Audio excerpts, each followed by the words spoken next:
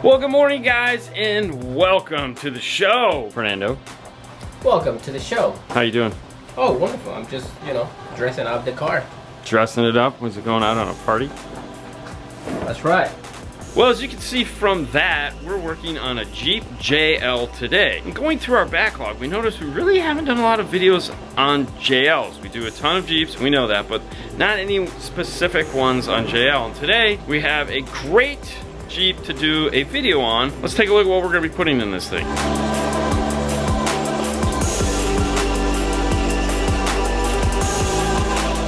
The first pieces we're going to need are speaker brackets. For that, we'll be using the Metra rear speaker adapters, the front speaker pods, and their new amp rack for underneath the seat. Integration wise, we're going to be using a DSR1. We're going to be putting in a Rockford 5-channel M2 marine amplifier. Speakers, we're going to be using the Power T2 6.5-inch components for the front and the T1 coaxials for the rear. This kid loves bass, so he's getting two P2s in a Rhino line ported enclosure with some speaker grills in the back. And that's the setup for this Jeep. We'll go through each product individually as we work our way through the video. Let's hop into the Jeep and see what it comes with to know what we are going to be replacing. Speaker locations in the JL, mid-range here in the top of the dash, and a mid-bass here in the bottom. I say mid-bass, it's a 4-inch, it's not a 6.5. For the radio, this one has the smaller screen, but that's okay. The DSR1 will integrate in with it, and they really want to keep the factory look in the dash because it's a Jeep. It's a kid and he's probably going to be taking the doors off, so they don't want really anything to stand out. The rear is going to be a little different. Metra speaker pods, you do remove these and the speaker gets flush mounted onto the outside. Inside of the factory though, it has a 4 and a 3, so in this there's 4 4s and 4 3.5s. In the Alpine system there'd be a sub back here, but this is not the Alpine system. And that's really it. It's not all that exciting as far as what the factory provides you with. That's why these are so popular to update. However, unlike the predecessor, the JK, which was awesome to work on, the JL, not so much. There's actually a lot of work that goes into getting those speaker pods out, getting that radio out, and that's where we're gonna start. We just need to remove a ton of the front dash. Let's hop in the car and we'll kind of walk you through the steps it takes to get that done. The first place to start in this, believe it or not, I mean, we have to get the radio out, but we also get these two pods out. But you have to start in the middle of the dash first, which is removing the main start air conditioning controls here. Plastic panel tool, and there's just clips all along here. Pull it forward. Unplug it. You're gonna need to get the knee buster off at some point. Might as well get it off now. It's just clips that hold it in place. There's 2 screws located down here. They're 7s to get this off. The radio comes out with 4 7s located at the corner. There's also a 5th one here, which is for this top trim piece if you need to remove that. The oh crap bar in front of you has to come off. There's a 10mm located here, and then there's this cool little triangle panel on this side that needs to come off. On this piece there's 1 clip and then 2 hinges, so make sure when you go it off you come from the triangle and pry it forward.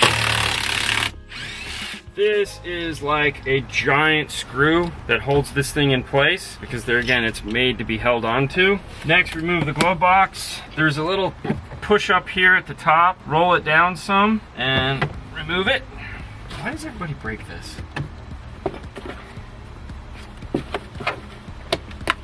Now this one was already broken, but there's this little control arm here.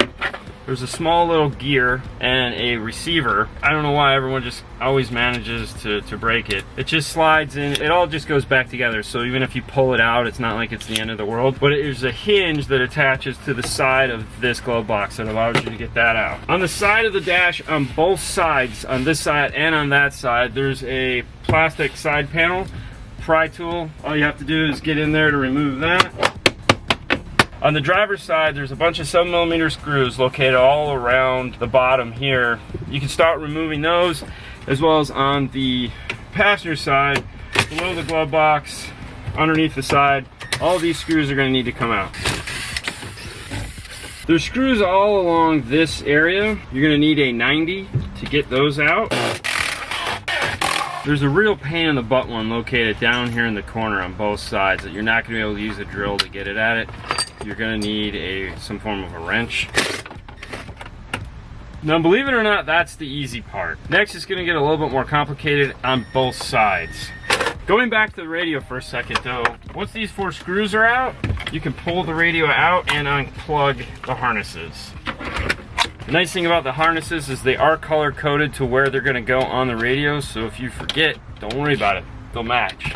The next step is to remove both of these silver areas here. You don't necessarily have to remove this one all the way, you just have to loosen it up. There's an airbag behind it, but the gauge cluster is in fact going to come out. This does now have to come off. To get this off, there's just clips all along once you remove that one screw. The sides are the trickiest part, but just pull forward with it and you'll get it out. We could see somebody has actually already had this dash apart because some of the clips are missing. There should be a clip located on this end and one on the other end, and there's metal clips that all these metal clips should be here, but we're missing 2 of them on this side. So this has already been out of this car. But if you're doing it for the first time, these little clips on the end are plastic. They do like to just go shooting, so we'll be putting ours into place when we're done. We stock them for the simple reason that they like to go flying. Across the top of the dash here, we need to remove all those 7s. Next, carefully pry that out.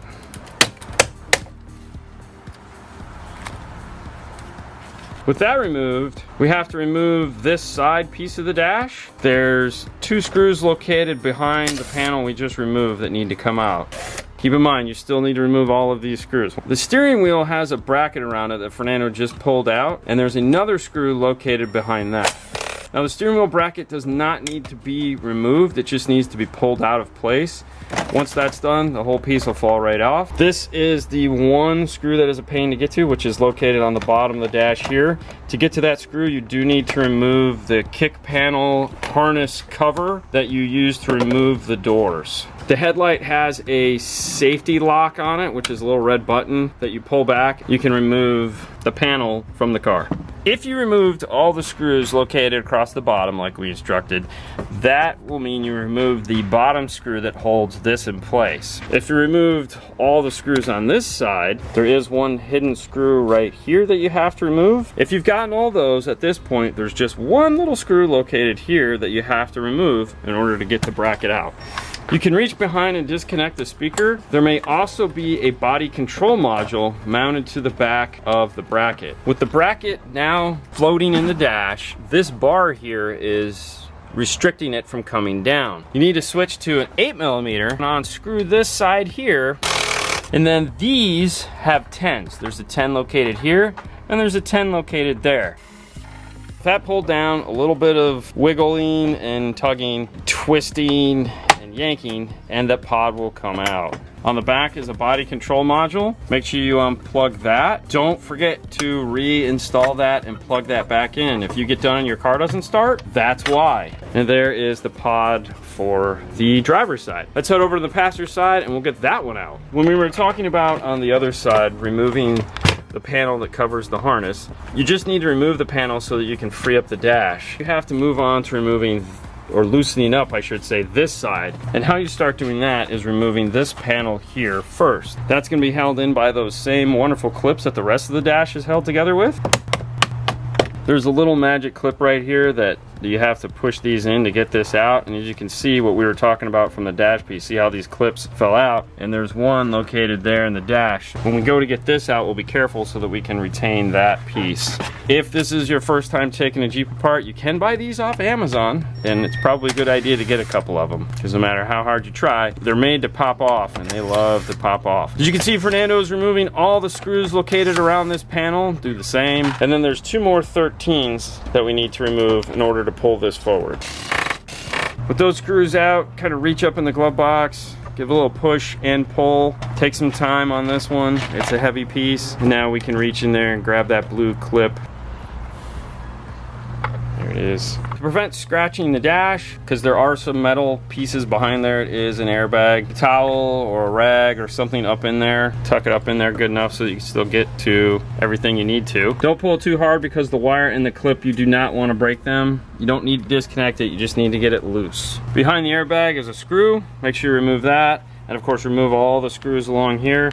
This guy right here, where my finger is, this hole is where that side screw is, the one that you need to remove for the pod. And then there's another screw located up underneath the airbag.